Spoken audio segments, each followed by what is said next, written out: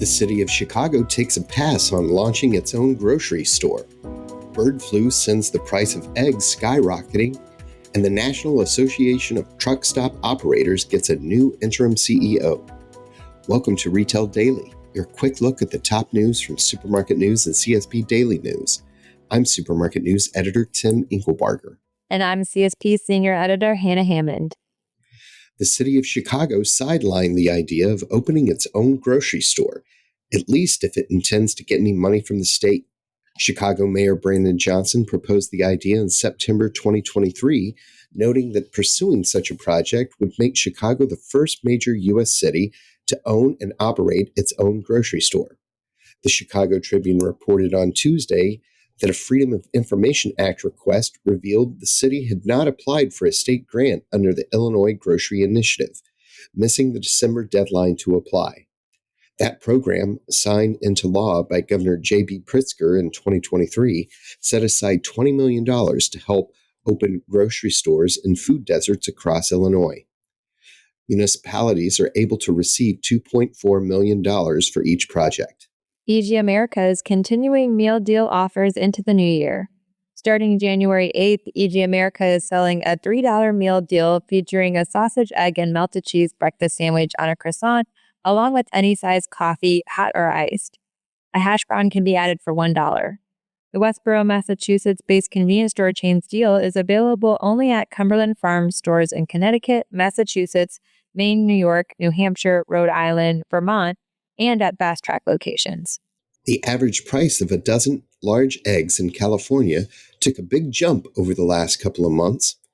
It was $5.68 in November. In December, the price was almost $9. A bird flu outbreak is one of the reasons for the spike in cost. California also has Proposition 12, which requires that hens not be confined in cages. Some stores have posted signs explaining the recent egg shortage is due to the cost to source cage-free eggs. 2 truck stops in Iowa and Missouri owned by Iowa 80 Group, Iowa 80 and Joplin 44, have agreed to pay a combined $390,784 to resolve alleged violations of the Federal Clean Water Act. According to the Environmental Protection Agency, the facilities failed to adequately develop and implement spill prevention, control, and countermeasure plans to comply with regulations intended to protect water bodies from petroleum discharges, although the fine was not related to a spill or leak of any kind, the company said. Iowa 80 has updated the plans. DoorDash is partnering with Denver, Colorado-based digital promotions provider Ibotta, opening the delivery service's customer base to Ibotta's catalog of coupons and deals. Ibotta announced on Tuesday that the partnership provides another avenue for CPG brands to connect with shoppers, quote, across DoorDash's footprint of over 115,000 non-restaurant stores in its marketplace in North America. Wawa is kicking off the new year with Mornings Made Easy, a campaign aimed at providing convenience store customers with a variety of beverages at a, quote, great value and a one-of-a-kind experience, Wawa said. The retailer is inviting customers to share a story on social media about how Wawa products or associates have helped make their morning easier for a chance to recognize their favorite store team and win swag. NYSM Organics has added to its list of allegations against Unify, including artificially and improperly increasing the dollar amounts of prompt payment discounts that it takes from suppliers. NYSM Organics filed the complaint on November 3rd, charging Unify with 2 counts of breach of contract, a quasi-contract claim for restitution, and a violation of the Massachusetts Consumer Protection Act.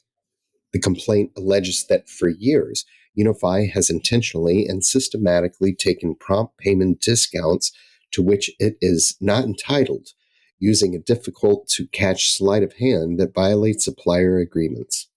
Darren Boyd Schultz has been named interim CEO of the National Association of Truck Stop Operators, or NATSO, as the group's board of directors finds a permanent CEO.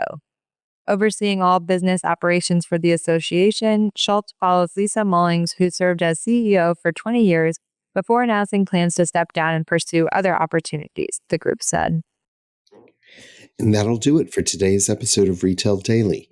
Subscribe on Apple Podcasts, Spotify, and more for your daily dose of retail news. For more on these stories, visit CSP Daily News and supermarketnews.com. I'm Tim Inkelbarger. And I'm Hannah Hammond. Have a great day.